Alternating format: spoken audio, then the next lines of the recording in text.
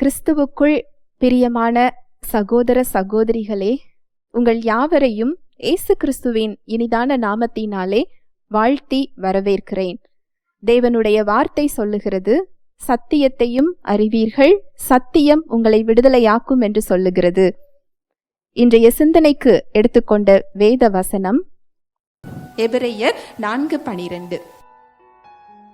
தேவனுடைய வார்த்தையானது ஜீவனும் வல்லமையும் உள்ளதாயும் இருபுறமும் கருக்குள்ள எந்த பட்டயத்திலும் கருக்கானதாயும் ஆத்துமாவையும் ஆவியையும் கணுக்களையும் ஊனையும் பிரிக்கத்தக்கதாக உருவக்குத்துகிறதாயும் இருதயத்தின் நினைவுகளையும் யோசனைகளையும் வகையறுக்கிறதாயும் இருக்கிறது. அவருடைய வார்த்தை ஜீவனை பெற்றிருக்குதாம். யாருடைய ஜீவன் அப்படின்னா தேவனுடைய ஜீவனை அது பெற்றிருக்கிறது. ஹல்லேலூயா, பிரைஸ் தி லார்ட்.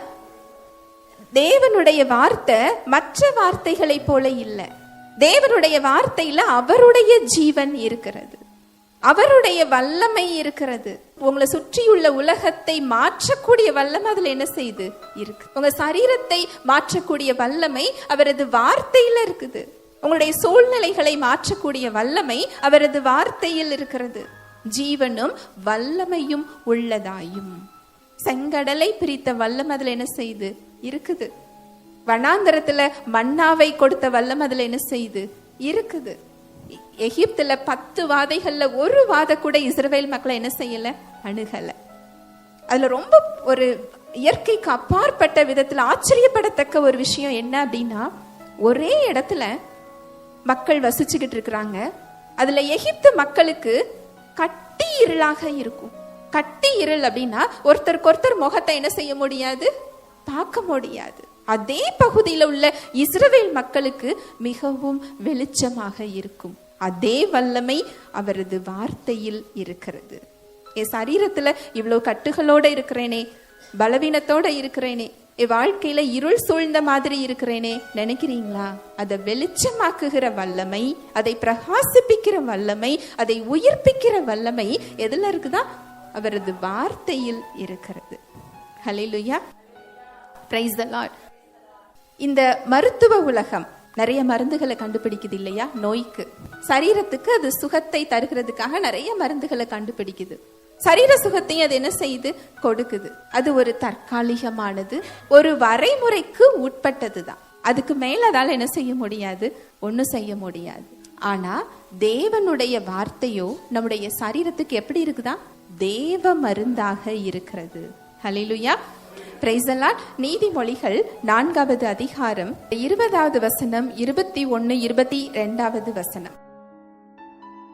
என் மகனே, என் வார்த்தைகளை கவனி, என் வசனங்களுக்கு உன் செவியை சாய். 21. அவைகள் உன் கண்களை விட்டு பிரியாதிருப்பதாக, அவைகளை உன் இருதயத்துக்குள்ளே காத்துக்கொள். 22. அவைகளை கண்டுபிடிக்கிறவர்களுக்கு அவைகள் ஜீவனும் அவர்கள் உடலுக்கெல்லாம் ஆரோக்கியமுமாம். அவருடைய வார்த்தை நமக்கு ஜீவனையும் உடலுக்கெல்லாம் என்ன கொடுக்குதா? ஆரோக்கியத்தை கொடுக்கிறதா. ஆங்கிலத்துல இது எப்படி இருக்கும் அப்படின்னா, நம்முடைய உடலுக்கெல்லாம் அது மருந்தாக இருக்கிறதுன்னு சொல்லப்பட்டிருக்கும். ஹல்லேலூயா, பிரைஸ் தி லார்ட். நம்முடைய உடலுக்கு அவரது வார்த்தை எப்படி இருக்குதா? மருந்தா இருக்குது. நம்முடைய உடலுக்கு அவரது வார்த்தை ஜீவனாக இருக்கிறதா. இதுல விசேஷம் என்ன அப்படின்னா, இதுக்கு எந்த லிமிட்டும் கிடையாது. இந்த நோயை இதால சுகமாக்க முடியாது, இந்த நோய்க்கு இது இவ்வளவுதான், இதை சுகமாக்குற வல்லமை இதுக்கு கிடையாது அப்படிங்கிற ஒரு வரைமுறை தேவனுடைய வார்த்தைக்கு கிடையாது. அதுல இன்னும் ஒரு விசேஷம் என்னன்னா, அதுல பக்க விளைவுகள் என்ன செய்யாது, கிடையாது. எவ்வளவு வார்த்தையை நீங்க எடுக்கிறீங்களோ அவ்வளவுக்கு அவ்வளவு அந்த சுகத்தையும் விடுதலையையும் உங்க சரீரத்துல என்ன செய்ய முடியும், பார்க்க முடியும். தேவ மருந்தாக இருக்கிறது. இந்த உலக பிரகாரமான மருந்தை நீங்க எப்படி எடுப்பீங்க, உட்கொள்ளுவீங்க இல்லையா? அந்த மருந்தை நீங்க உட்கொள்ளும் போது அது சரீரத்துல என்ன செய்யும், சுகத்தை வெளிப்படுத்தும். அதுபோல தேவனுடைய வார்த்தை ஆவியில் செயல்படுகின்றது. அது ஆவிக்குரிய உணவாக இருக்கிறது. உங்க ஆவிக்கு அதை நீங்கள் கொடுக்க கொடுக்க ஆவியிலிருந்து உங்க சரீரத்துக்கு என்ன செய்தது? வெளிப்படுகிறது. ஹல்லேலூயா, பிரைஸ் தி லார்ட். நம்ம உலக பிரகாரமான மருந்தை நம்ம உட்கொள்ளும் போது சரீரத்துல அது என்ன கொடுக்குது? சுகத்தை கொடுக்கிறது. தேவனுடைய வார்த்தை ஆவியில் செயல்படுகின்ற வார்த்தை. அது ஆவிக்குரிய வழிமுறையில் அது என்ன செய்து செயல்படுகிறது. நீங்க அந்த வார்த்தையை கேட்டுட்டு அதை நீங்க பேசிட்டு என்னோட சரீரத்துல சுகம் இல்லையேன்னு சொல்லி சரீரத்துல நீங்க பாக்குறீங்க. அது சரீரத்துல முதல்ல மாற்றம் வராது. எங்க மாற்றம் வரும்? ஆவியில். ஏனென்றால் அவருடைய வார்த்தை ஆவியாயும் ஜீவனாயும் இருக்கிறது. வாசிக்கலாம், யோவான் 6:63. ஆவியே உயிர்ப்பிக்கிறது, மாம்சமானது ஒன்றுக்கும் உதவாது. நான் உங்களுக்கு சொல்லுகிற வசனங்கள் ஆவியாயும் ஜீவனாயும் இருக்கிறது. அவருடைய வார்த்தை எப்படி இருக்குதா? ஆவியாயும் ஜீவனாயும் இருக்கிறது. அது உங்க சிந்தனைக்கு சொல்லப்பட்டது இல்ல. அது எதுக்கு சொல்லப்பட்டது? உங்க ஆவிக்கு சொல்லப்பட்டது. எப்படி நீங்க உங்க சரீரத்துக்கு ஒரு மருந்தை நீங்க எடுக்கிறீங்களோ, அவருடைய வார்த்தையை நீங்கள் கேட்கும் பொழுது, அதை எடுக்கும் பொழுது, அதை பேசும் பொழுது உங்க ஆவிக்கு அதை என்ன செய்றீங்க? நீங்க கொடுக்கிறீங்க. அப்படி கொடுக்கும் போது அது என்ன ஆகுது தெரியுமா? உங்களில் ஒன்றாக அது மாறுகிறது. யோவான் 15:7. நீங்கள் என்னிலும் என் வார்த்தைகள் உங்களிலும் நிலைத்திருந்தால் நீங்கள் கேட்டுக்கொள்வதெதுவோ அது உங்களுக்கு செய்யப்படும். உங்க சூழ்நிலை எப்ப மாறும் தானே நீங்க நினைக்கிறீங்க? உங்க சரீரத்துல சுகம் எப்ப வெளிப்படும் தானே நீங்க பாக்குறீங்க? உங்களுக்கான பதில் இதுதான். அவருடைய வார்த்தையை நீங்கள் கேட்கும் பொழுது, ஒரு நேரம் இல்ல, 2 நேரம் இல்ல, அது உங்களுடைய ஆவிக்குள் செல்லும் வரை நீங்க கேட்கணும். என்ன? அது ஆவிக்குரிய உணவு. அது ஆவிக்கு எழுதப்பட்டது. உங்க சரீரத்துக்கு ஒரு 2 நாள் சாப்பிடாம இருந்தா உங்களால வேலை செய்ய முடியுமா? முடியாது. பலவீனமா இருப்போம் இல்லையா? அது போல அவருடைய வார்த்தையை நீங்கள் எடுத்துக்கொள்ளாவிட்டால், அதை உட்கொள்ளாவிட்டால் உங்களால உங்க பிரச்சனையில தைரியமா என்ன செய்ய முடியாது? நிக்க முடியாது. ஒரு பிரச்சனையில சோர்ந்து போய் விடுவோம். அதை எதிர்கொள்ளக்கூடிய தைரியத்தையும் நம்பிக்கையும் அந்த இடத்துல என்ன செஞ்சிருவோம்? இழந்து போய் விடுவோம். அந்த வார்த்தையை நீங்கள் கேட்க கேட்க, உங்களுடைய ஆவிக்கு அதை நீங்கள் கொடுக்க கொடுக்க, அந்த வார்த்தை என்ன செய்யும்னா உங்க ஆவியில ஒன்றாக மாறிவிடும். எப்படி நம்ம சரீரத்துல கை கால்கள் நம்ம சரீரத்தோட இணைந்து இருக்கிறதோ, நம்முடைய சரீரத்துல அது ஒரு உறுப்பாக மாறி இருக்கிறதோ, அது போல அந்த வார்த்தை உங்களில் ஒரு பகுதியாக அது மாறிவிடும். ஹல்லேலூயா, பிரைஸ் தி லார்ட். அப்படி உங்களில் ஒரு பகுதியாக அந்த வார்த்தை மாறும் பொழுது, அந்த வார்த்தைக்குள்ள என்ன இருக்குன்னு பார்த்தோம்? ஜீவன் இருக்கிறது, தேவ வல்லமை இருக்கிறது, உயிர்ப்பிக்கிற வல்லமை இருக்கிறது, அதில் சுகம் இருக்கிறது, அது மருந்தாக இருக்கிறது. அந்த வல்லமையானது எப்பேற்பட்ட நோயை என்ன செஞ்சிருவாங்க? மேற்கொள்ள ஆரம்பிக்கும். இப்படிதான் தேவ மருந்து என்ன செய்யும்? செயல்படும். ஹல்லேலூயா, பிரைஸ் தி லார்ட். எப்படி ஒரு டாக்டர் கொடுத்த ஒரு மாத்திரையை போட்டு ஒரு 1/2 மணி நேரத்துல நமக்கு வலி குறையுது இல்லையா? அது போல இந்த தேவ மருந்து முற்றிலும் உங்க நோயை குணப்படுத்தக்கூடியது. இதுல பக்க விளைவுகள் கிடையாது. இதுல 100% உங்களால சுகத்தை பார்க்க முடியும். நோயிலிருந்து மட்டும் விடுதலை இல்ல, தேவ சுகத்தில் உங்களால என்ன செய்ய முடியும்? இருக்க முடியும். உங்க பிரச்சனைகள்ல விடுதலையும் நீங்க இதே முறையில தான் நீங்க பெற்றுக்கொள்ளணும்.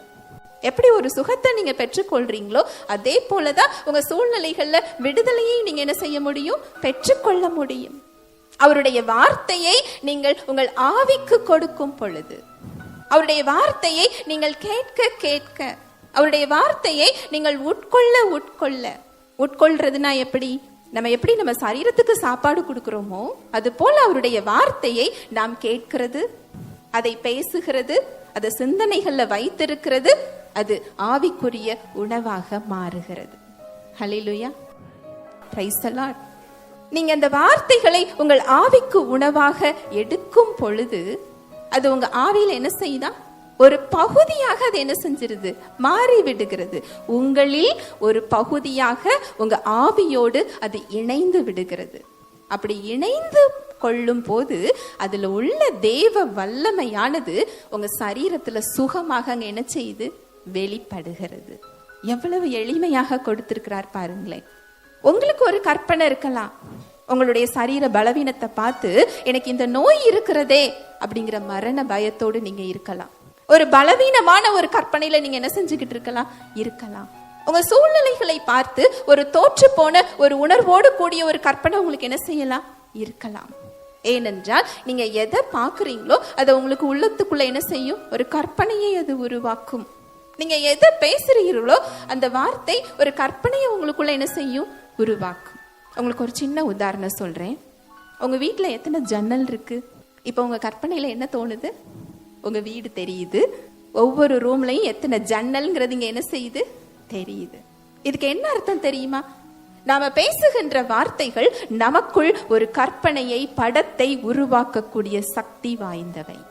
ஒரு நாய் அப்படின்னு நான் சொல்றேன், உங்க கற்பனையில என்ன தோணுது? நாய் தெரியுது.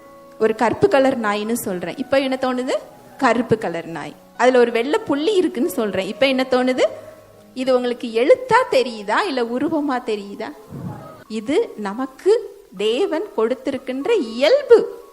நீங்க உங்க சூழ்நிலைகளையும் உங்க பலவீனங்களையும் நீங்க பார்க்கும் பொழுது, அதை நீங்க பேசும் பொழுது, உங்க பிரச்சனைகளையும் உங்க நோய்களையும் நீங்க பேசும்போது ஒரு நோய்க்குரிய கற்பனையை அது உங்களுக்குள்ள உருவாக்குகிறது. உங்களை பலவீனமான ஒரு கற்பனை உங்களுக்குள்ள உருவாக்குது. எனக்கு இருதய பிரச்சனை இருக்குது, நான் ஒரு இருதய நோயாளி. எனக்கு இந்த கால் பிரச்சனை இருக்கு, என்னால நடக்க முடியாது. எனக்கு இந்த கேன்சர் பிரச்சனை இருக்கு, நான் ஒரு நோயாளி. இந்த கற்பனை நமக்குள்ள என்ன செய்து இருக்கு. நான் தோற்று போய் கொண்டிருக்கிறேன், நான் தோல்வியை சந்தித்து கொண்டிருக்கிறேன். இந்த தோல்வி அடைந்த ஒரு கற்பனை நமக்குள்ள என்ன செய்து இருக்குது. எப்படி உலகத்தின் வார்த்தைக்கு ஒரு கற்பனையை கொடுக்கக்கூடிய சக்தி இருக்கிறதோ, தேவனுடைய வார்த்தைக்கு அந்த வார்த்தையில் உள்ள கற்பனையை கொடுக்கக்கூடிய சக்தி இருக்கிறது. கிறிஸ்துவுக்குள்ள நான் யார் என்ற சத்தியத்தை நீங்கள் அறிந்து கொள்ளும் போது, அதை நீங்க பேசும் பொழுது, அவர் எனக்காக என்ன செய்திருக்கிறார் அப்படிங்கறத அறிந்து கொள்ளும் போது அவருடைய அன்பை நீங்க அந்த இடத்துல அறிந்து கொள்றீங்க. புதிய சிருஷ்டியாக உங்களுக்கு என்ன இயல்பு கொடுக்கப்பட்டிருக்கிறது, இதை நீங்க அறிந்து கொள்ளும் போது கிறிஸ்துவுக்குள்ள நீங்க யாருங்கிறத உங்க ஆவிக்கு என்ன செய்றீங்க, கொடுக்கிறீங்க. இயேசு கிறிஸ்துவருடைய சரீரத்துல நம்முடைய நோய்களை சுமந்து கொண்டார். கிறிஸ்துவை மரித்தோரிலிருந்து எழுப்பின வல்லமையுள்ள ஆவியானவர் நமக்குள் இருக்கிறார். நம்முடைய மரணத்துக்கு ஏதுவான சரீரத்தை அவர் உயிர்ப்பிக்கிறதுக்காக இருக்கிறார். இதை நீங்க உங்க ஆவிக்கு கொடுக்கும் பொழுது, அதை நீங்க பேசும் பொழுது, அந்த வார்த்தை உங்களில் ஒன்றாக மாறும் போது உங்களுடைய கற்பனை அவருடைய வார்த்தைக்கு ஏற்ற கற்பனையாக மாறுகிறது. ஹல்லேலூயா, பிரைஸ் தி லார்ட். பரிசுத்த ஆவியானவர் தாமே தேவ வார்த்தையோடு கூட உங்கள் யாவரோடும் இடைப்பட்டார் என்பதை விசுவாசிக்கிறேன். தேவ வார்த்தையில் சொல்லப்பட்ட சத்தியத்தின்படி சிந்திக்க, செயல்பட இன்று நாம் தீர்மானம் எடுப்போம். தேவனுடைய கிருபையும் சமாதானமும் உங்கள் அனைவரோடும் கூட என்றைக்கும் இருப்பதாக. ஆமேன்.